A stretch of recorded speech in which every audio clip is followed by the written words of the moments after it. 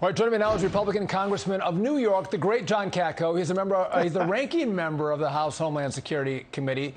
Congressman, good to see you. You and I have served together in the House. I've been kind of giving some heat to this $280 billion chips package. I get that you want to invest in chips, bring semiconductor manufacturing back to the U.S. You voted for it. Why? Yeah, let me break it down. First of all, only about $59 or $60 billion of this bill is CHIPS Act funding. The rest of it reauthorizes like the Department of Energy, NASA, and others. So that's really a separate pot of funding that was lopped into the bill in the Senate.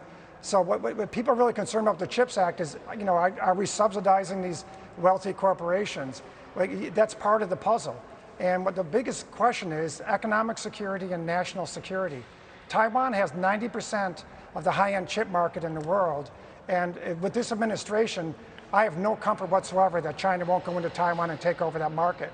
And that's why Mike Pompeo, former Secretary of State, Wilbur Ross, former Secretary of Commerce, Mark Esper, former Defense Secretary, Robert Lighthizer, U.S. Trade Representative, and Robert O'Brien from the National Security Advisor, all under President Trump, all strongly support this move because what it's going to do is bring the manufacturing back to the U.S. And by the way, this bill is going to spawn probably 10 times the investment from the private sector by investing this amount. So to me, if you look at the whole picture, this is a very, very important bill for the United States national security. You know, and I appreciate that, and I understand a lot of that. At some point, with a $30 trillion debt, we have to have some kind of eye towards our massive spending on top of massive spending. But I want to move with you here because it looks like Mitch McConnell got completely rolled and played in the Senate. He gave votes to the CHIPS Act. Not thinking there'd come a Build Back Better bill with Joe Manchin. That did happen. And so this is going to be $700 of new spending that's going to come from the Senate, probably to the House.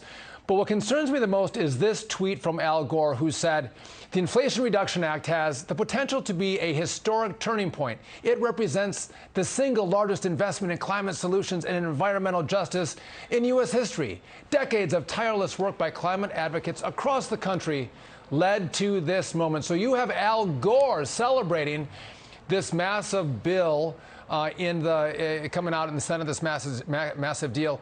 Can Republicans in the House or Republicans in the Senate stop it? See, that's the problem. First of all, I want to comment. He's right. It is historic, but for the wrong reasons. Because it's going to pile on to a time when we already have almost 9% inflation.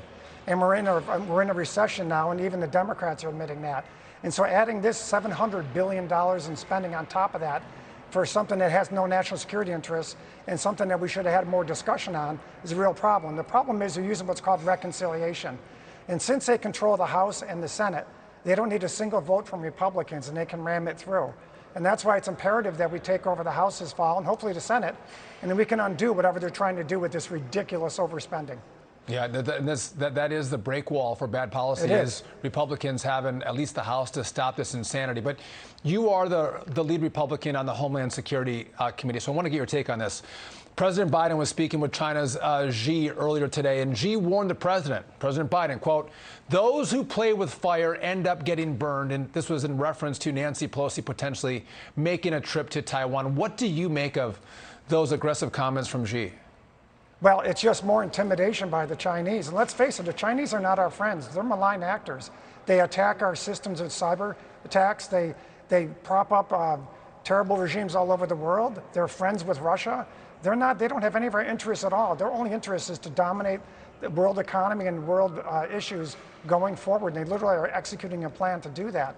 And that's what concerns me so much about Biden is he is so weak. He's even trying to tell Nancy Pelosi, don't go to Taiwan because we don't want you to piss off President Xi. Well, that's ridiculous to me.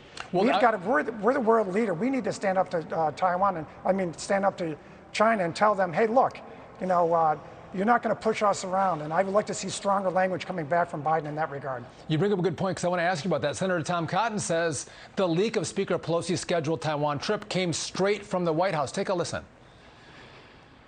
Well, the word I've heard in Congress is that the leak of Nancy Pelosi's trip came straight from the White House. The pressure came from Joe Biden, who doesn't want her to take this trip because he's once again kowtowing to Beijing.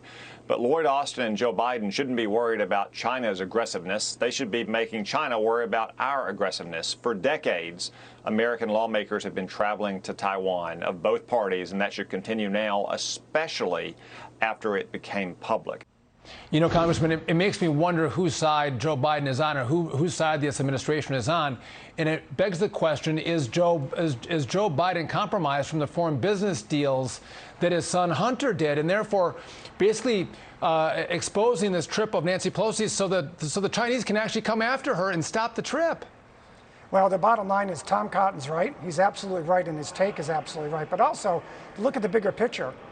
Biden, when he first got in office, showed incredible weakness in Afghanistan, and look what happened. He showed incredible weakness against Russia. They were not impeded at all by us and went into Ukraine. And now he's showing incredible weakness with China by trying to get the Speaker of the House from his own party to not go to a free and democratic republic to try and just show some support for them. So the weakness is what really worries me. And to circle back to my original point with this CHIPS Act bill, that's why we need to make sure we take care of our manufacturing capabilities and not be reliant on foreign manufacturers for key items like high-end chip manufacturing. That goes in all our cars, it goes in our missile defense systems, it goes in all our high-tech industries. We can't have China be beholden to China with respect to those things. Yeah, you know what? Good points. It'd be great if we had a president who's looking out for the homeland, looking out for the people. Yeah. It doesn't seem like that's the case. But Congressman John Katko, always smart. Thanks for joining me. Appreciate it. Thank you very much.